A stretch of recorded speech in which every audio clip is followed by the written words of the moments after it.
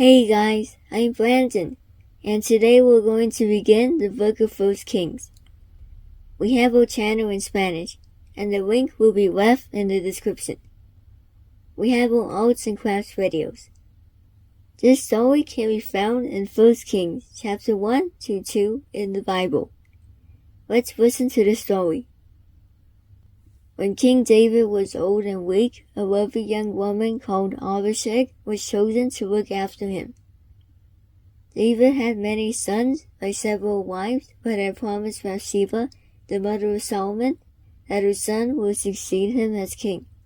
Another of David's sons, Adonijah, the younger brother of Absalom, saw an opportunity to make himself king instead. He got chariots and horses ready, with 50 men to run ahead of him. Joab, commander of the army, and Abiathar the priest gave him their support. But Zadok the priest, Benaiah, one of David's mighty men, Nathan the prophet, and David's special guard remained loyal to him. Adonijah went to the stone of Zoheleth near En-Rogel to make sacrifices. He invited all the other princes, except Solomon, to join him. All the royal officials of Judah were invited, but not Nathan the prophet, or Benaiah, and David's special guard. When the prophet Nathan learned about the plot, he went to Bathsheba and advised her life and that of Solomon was under threat. Nathan urged her to go to King David and asked, "Didn't you promise me that Solomon would take over the throne? Why then has Adonijah become king?" So Bathsheba went to see the aged king and bowed down before him. She told David that Adonijah had declared himself king and Joab and others were supporting him.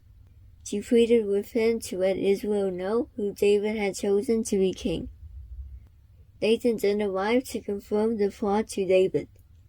King David gathered Zadok the priest, Nathan the prophet, and Benaiah, and told them to put Solomon on a donkey and take him to the springs at Gihon. When Solomon arrived at Gihon, Zadok the priest took a horn of sacred oil and anointed Solomon as king. Then they sounded the trumpet and everyone shouted, "Long live King Solomon!" People played pipes and celebrated so loudly that the ground shook. The noise could be heard further down the Kidron Valley, where Adonijah and his rebels were finishing their feast. At first Adonijah thought it must be good news. But then Jonathan, son of Abiathar the priest, arrived to break the news that Zadok and Nathan had declared Solomon was king. Solomon had taken his seat on the royal throne, and officials were congratulating him. King David was praising God for allowing him to see his successor on the throne. All Adonijah's guests rose in alarm and ran off. Adonijah, in fear of Solomon, went and took hold of the horns of the altar and pleaded for his life. When Solomon heard about this, he said, "If Adonijah shows himself to be worthy, not a hair of his head will be harmed. But if evil is found in him, he will die." King Solomon sent men to bring Adonijah down from the altar. Adonijah bowed down before King Solomon, who told him, "Go to your home." When David was close to death, he told Solomon, "Be strong and obey God. If you keep his laws, you will prosper." David reminded Solomon of the promise God had made him. "If you do what is right and are faithful with all your heart and soul, you will never fail to have a successor on the throne of Israel." When David died, he was buried in Jerusalem. Solomon dealt with those who had and supported Adonijah's rebellion and was firmly established as king.